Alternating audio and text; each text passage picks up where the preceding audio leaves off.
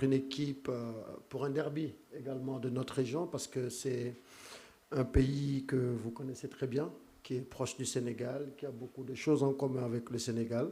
Affronter un pays comme ça dans un quart de finale de Coupe d'Afrique se prépare comment? Bonjour tout le monde. C'est un match qui se prépare avec beaucoup de respect face à une belle équipe du Mali, donc avec détermination, c'est sûr. Et on sait quand même, c'est un pays frère, mais demain on sera adversaire juste pour 2 heures, voire maximum 3 heures de temps.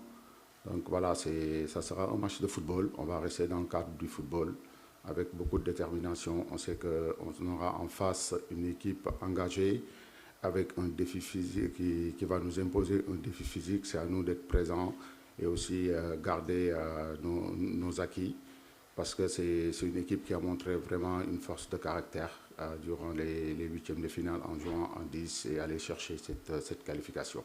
Donc qui mérite d'être en quart. Mais nous, on veut continuer notre chemin. On a travaillé surtout sur l'aspect tactique, nos automatismes et notre équilibre défensif et surtout l'efficacité offensive. Donc voilà, et après ce match peut se jouer beaucoup sur le côté mental. Voilà, nous, on va contrôler nos émotions et surtout la concentration et pour essayer d'aller chercher pour se qualifier pour les débuts, Inch'Allah.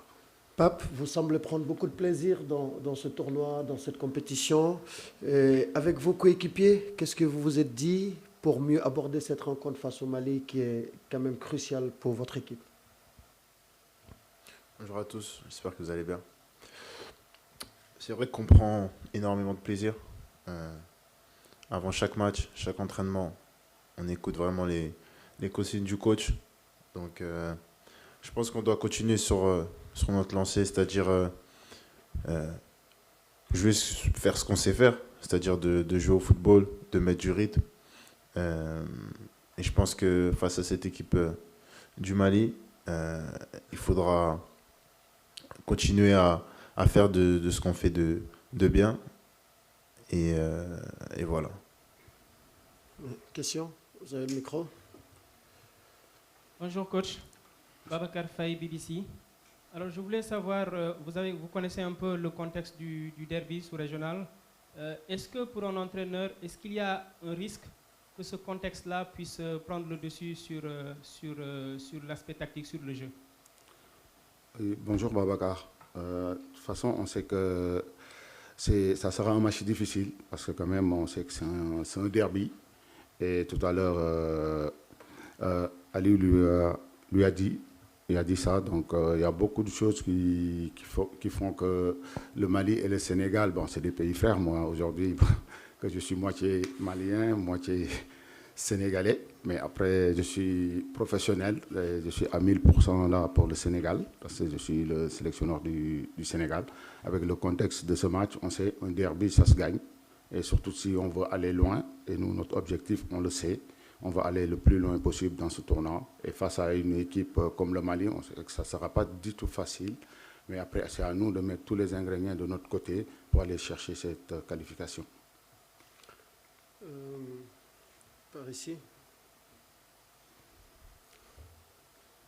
Pape Djibril, tu t'es réveillé au bon moment. Hein? Merci.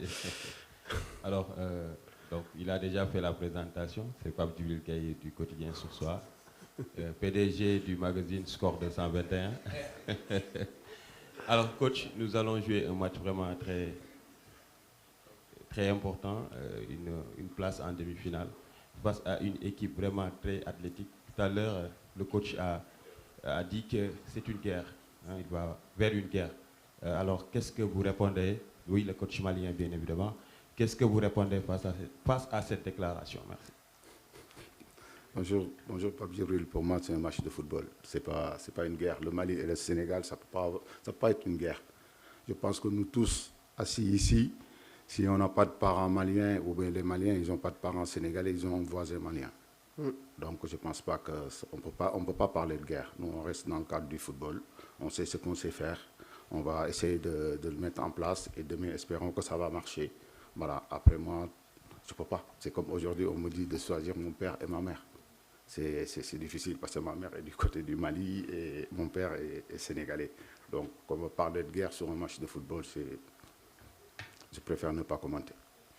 Allez-y. Détenigli, RIFAV TV. Coach, bonjour et bonjour à vous tous. Le coach malien a aussi déclaré qu'il attend même à aller au-delà des 90 minutes, voire même les 120 minutes. Est-ce que aussi, du côté du Sénégal, vous êtes préparé pour aller au-delà, bien sûr, des 120 minutes? Oui, c'est sûr, tout peut se passer dans ce match. Hein. C'est un match à éliminatoire direct. On sait que ce n'est pas comme les matchs de championnat où on peut faire match nul et prendre un point. Donc il y aura une équipe éliminée et une autre qui se qualifie. Donc nous, on est préparé à tout. Donc voilà, après on sait que c'est un match, tout peut se passer.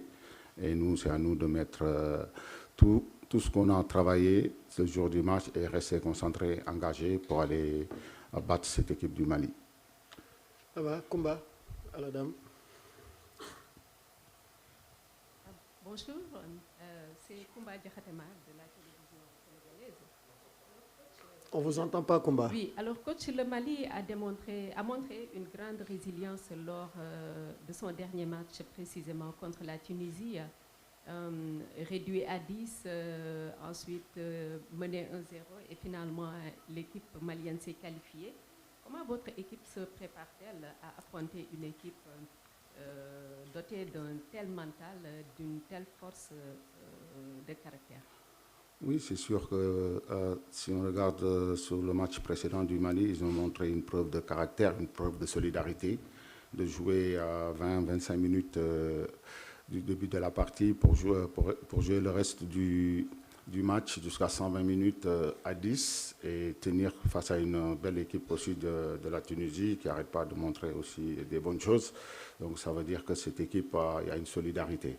Donc nous, on est préparés, on a travaillé sur nos automatismes, comme je l'ai dit tout à l'heure sur la première question, et essayer de garder nos acquis et surtout l'équilibre défensif et surtout l'efficacité devant le but, parce que quand même on est une équipe qui se procure beaucoup d'occasions de but, et ce jour-là, je pense qu'il faut être clinique, parce qu'on aura en face une équipe qui a faim, qui a envie de nous éliminer, et nous, on va continuer notre chemin, et on sait que là, on va aller. Mais à présent, des questions pour le joueur. Ensuite, on reviendra sur le coach. Pour le joueur, non, quelqu'un qui n'a pas encore posé de questions ce matin, là-bas derrière?